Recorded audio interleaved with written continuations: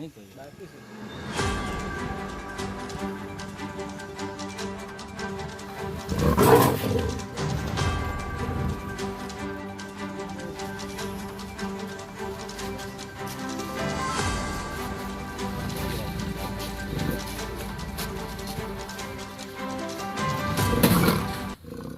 જય હિન્દ દર્શક મિત્રો, હું જમીલ પઠાણ, આપ જોઈ રહ્યા છો તીર સમાચાર. વાત કરીશું કૂવામાં ખાબકેલ વન્ય પ્રાણી દીપડાના કરાયેલ રેસ્ક્યુની. જી હા, વધુ એકવાર વન્ય પ્રાણી દીપડો કૂવામાં ખાબક્યો હોવાની માહિતી વન વિભાગને મળતા વન વિભાગ દ્વારા કૂવામાં પાંજરું ઉતારી અને તેનું રેસ્ક્યુ કરી સલામત રીતે બહાર કાઢી લેવામાં સફળતા મળી છે.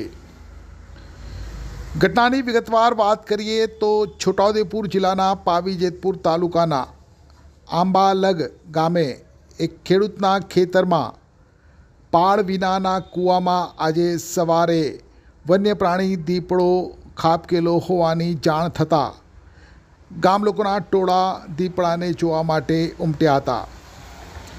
સાથે દીપડો કૂવામાં ખાબક્યો હોવાની જાણ પાવી જેતપુર વન વિભાગને કરવામાં આવતા પાવી જેતપુર વન વિભાગ દ્વારા કૂવામાં ખાબકેલ દીપડાનું રેસ્ક્યુ કરવા માટે તાત્કાલિક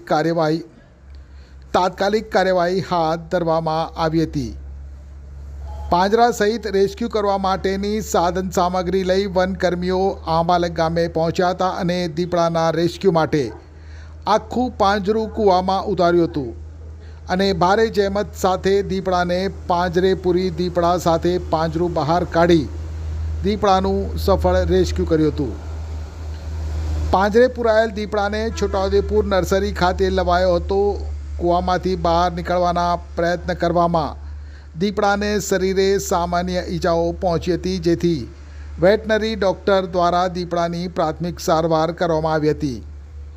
કૂવામાં ખાબકેલ અને રેસ્ક્યુ કરાયેલ આ વન્ય પ્રાણી માદા એટલે કે દીપડી હોવાનું અને તેની વય આશરે 2 વર્ષ જેટલી હોવાનું સામે આવ્યું હતું. એક દિવસ ઓબ્ઝર્વેશનમાં રાખ્યા બાદ આ બાળ દીપડીને પુનઃ આંબાલગ નજીક આવેલ જંગલમાં મુક્ત કરવામાં આવશે તેવી માહિતી વન વિભાગ દ્વારા સાંપડી છે. ત્યારે સમગ્ર મામલે શું કહી રહ્યા છે છોટાઉદેપુરના આરએફઓ નિરંજન રાઠવા, આવો સાંભળીએ. આજરોજ પાવી જેતપુર રેન્જના આંબાલગ ગામે એક દીપડો કૂવામાં ખાબક્યો છે તેવા સમાચાર વન વિભાગને જાણ થતાં ખેડૂત ખાતેદાર પોતાનો માલિકીનો કૂવો હોય ખેતરમાં જઈને જોતા દીપડાનો અવાજ આવતા દીપડો કૂવામાં પડેલો જોઈને પાવી જેતપુર આરએફઓ શ્રીને સંપર્ક કરતા દીપડાને રેસ્ક્યુ કરવાનું કામગીરી હાથ ધરવામાં આવેલી હતી.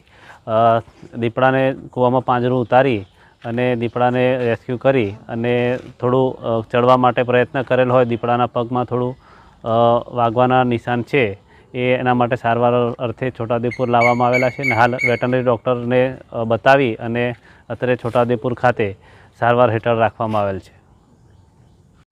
છોટાઉદેપુર સહિત રાજ્ય, દેશ અને દુનિયાના સમાચાર જોવા માટે સબસ્ક્રાઈબ કરો તીર સમાચાર અને બેલ આઇકોન જરૂર દબાવો.